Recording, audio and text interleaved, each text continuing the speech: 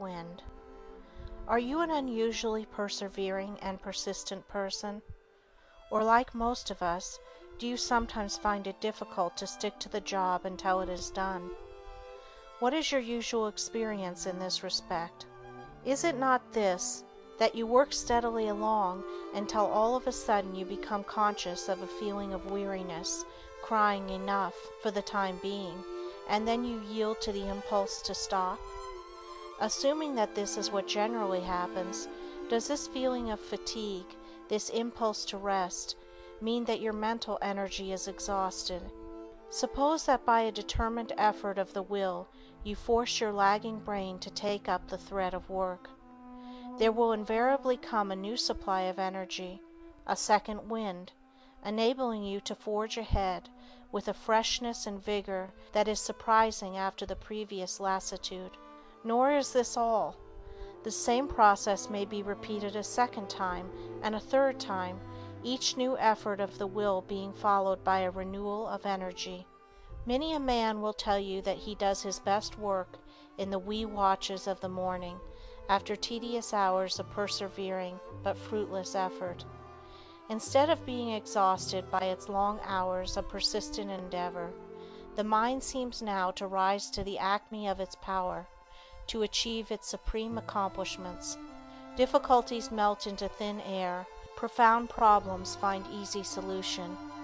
Flights of genius manifest themselves. Yet long before midnight, such a one had perhaps felt himself yield to fatigue and had tied a wet towel around his head, or had taken stimulants to keep himself awake. The existence of this reserve supply of energy is manifested in physical as well as mental effort. Men who work with their heads and men who work with their hands, scholars and marathon runners, must alike testify to the existence of reserve supplies of power not ordinarily drawn upon. If we do not always or habitually utilize this reserve power, it is simply because we have accustomed ourselves to yield at once to the first strong feeling of fatigue. Evidence of this same fact appears in our feelings on different days.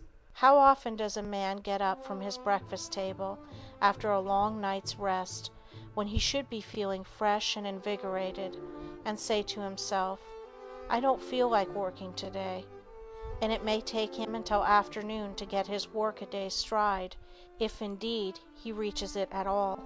You cannot yourself be immune from the feeling on certain days that you are not your best. Somehow or other your wits seem befogged. You hesitate to undertake important interviews, your interest lags, and though crises arise in your business, you feel weighted down and unable to meet them with that shrewd discernment and decisiveness of action of which you know yourself capable.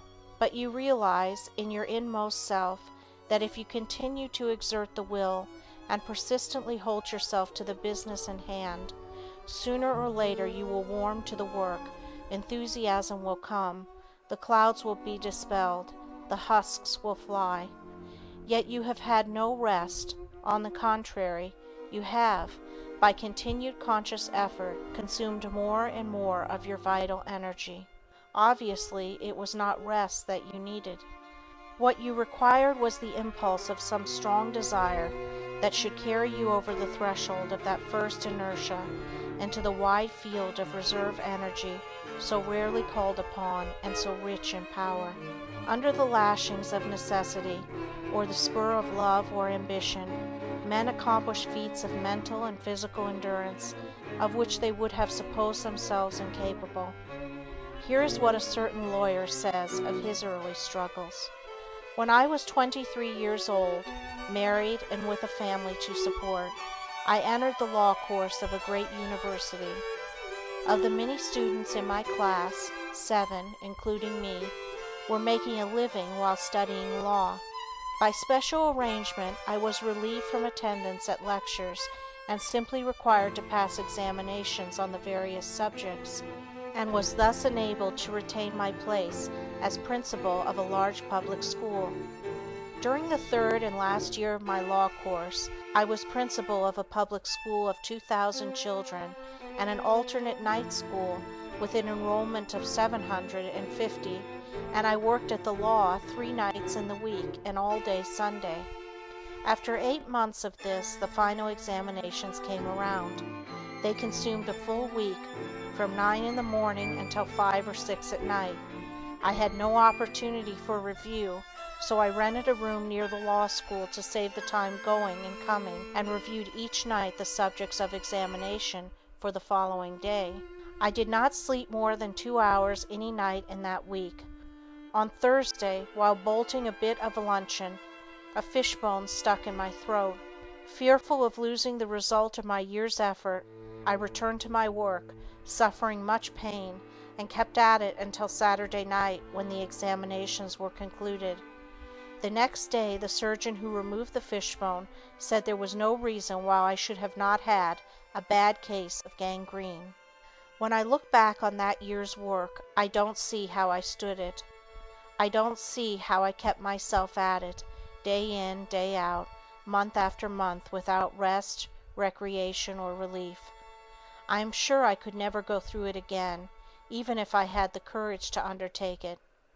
I ranked second in a class of 180 in my law examinations, won the second prize for the best graduating thesis, received a complimentary vote for class oratorship, and much to my surprise was soon after offered an assistant superintendency of the public schools by the school board, who knew nothing of my studies and thought my work as a teacher worthy of promotion. It was not only the hardest year's work, but the best year's work I ever did. It exemplifies my invariable experience that the more we want to do, the more we can do, and the better we can do it. The following is an extract from a letter quoted by Professor James, as written by Colonel Baird Smith after the siege of Delhi in 1857, to the success of which he largely contributed. My poor wife had some reason to think that war and disease, between them, had left very little of a husband to take under nursing when she got him again. An attack of scurvy had filled my mouth with sores, shaken every joint in my body, and covered me all over with scars and livid spots, so that I was unlovely to look upon. A smart knock on the ankle joint from the splinter of a shell that burst in my face, in itself a mere bagatelle of a wound, had been of necessity neglected under the pressing and insistent calls upon me, and had grown worse and worse until the whole foot below the ankle became a black mass and seemed to threaten mortification. I insisted, however, on being allowed to use it until the place was taken, mortification or no, and though the pain was sometimes horrible, I carried my point and kept up to the last. On the day after the assault, I had an unlucky fall on some bad ground, and it was an open question for a day or two whether I hadn't broken my arm at the elbow.